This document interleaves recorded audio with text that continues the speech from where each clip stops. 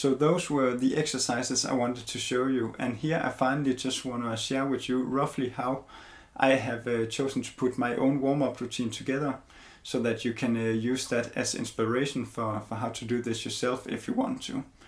And then I also want to share a few thoughts on this warm-up routine and how I find it to be a very, very powerful tool on my own journey towards fingerstyle guitar mastery.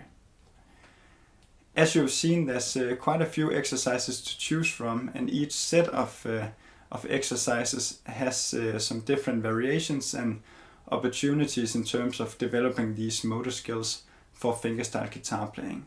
And I think it's too time consuming and too hard to include all of these exercises in one practice session. So what you can do is to pick one or two exercises from each category of exercises, and then put a warm-up routine together based on that, and then switch it up a bit every other month or so to get some variation going.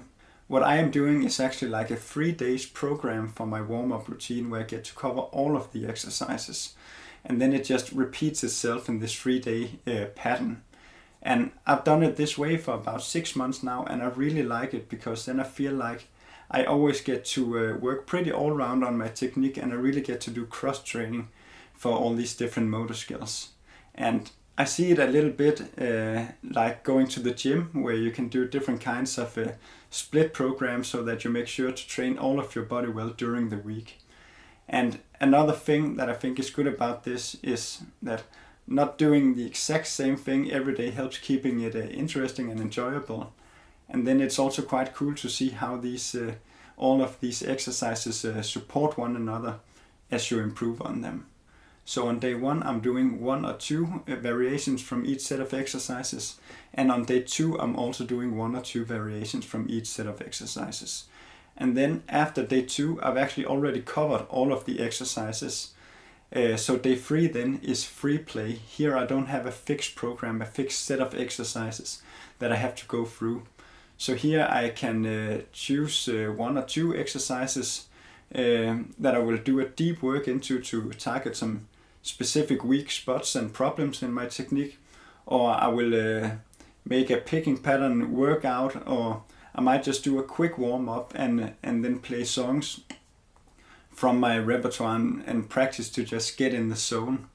And I find it really useful and nice to have this third day that's more flexible and gives a little bit more freedom to choose what to work on. It helps again also to keep it enjoyable, and it also gives a little bit more opportunity to make a deep dive into some things that you want to work a bit more on. I always do the exercises in the order that I showed you, starting out with one hand at the time, then putting things together, and then adding some challenge with banjo rolls exercises and picking pattern exercises. And I like to spend anywhere from 25 to 50 minutes on this warm-up routine, depending on how much time I've got and how deep I want to work into each exercise. But generally I like to spend 1/3 of my time on my warm-up routine and 2/3 of my time on repertoire work. And this might seem like a lot of time to spend on these simple exercises, but right now I really value to do it this way to build my motor skills and to build my fingerstyle guitar technique. And then I also really need this to fix bad habits from several years of mindless, ineffective practice. You don't have to do it this much, but I think it's really important to have a warm-up routine in this way if you really want to build your motor skills. And this is something that all the great guitar masters do and recommend. So I think you have to find your own balance and determine for yourself what's good for you and your goals. Now I just want to share with you something I've learned from my own experience working with these exercises in this warm-up routine. So if you keep doing these exercises week after week, month after month, and you really try your best to be mindful about it and try your best to improve and get better at them, then you will gradually over time experience more and more of that sense of effortlessness to it.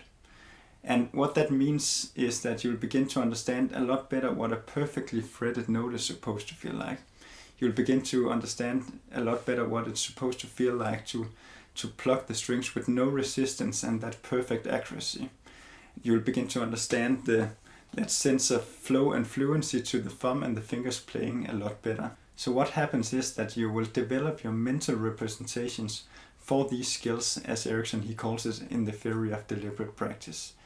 And what this means is that your idea and understanding of fingerstyle guitar playing will get more and more detailed and sophisticated over time. And once you can access that quality mentally, you can actually a lot more easily produce it. So not only does these exercises train your body and brain to do these skills on a pure physical level, but mentally it will also slowly open the door to fingerstyle guitar mastery, because you will be able to bring more and more of that quality into everything that you do. And this is an ongoing process that only gets better and better over time. And I find it extremely fascinating to experience this. And this is probably the most important discovery that I've done in my deliberate guitar practice journey so far. Alright, so that's just a few thoughts there. Thank you very much for watching these videos, and I hope you will have fun doing these exercises, and I hope that you found some useful information here. Please feel free to write any question in the comment section below, and I will do my best to get back to you. Now I'm just gonna take some time to focus on my own practice, but I'm planning to be back soon again in a month or two, where I want to do a complete guide on how to learn a fingerstyle guitar tune. In the meanwhile, enjoy your practice and have a good time. I'll see you.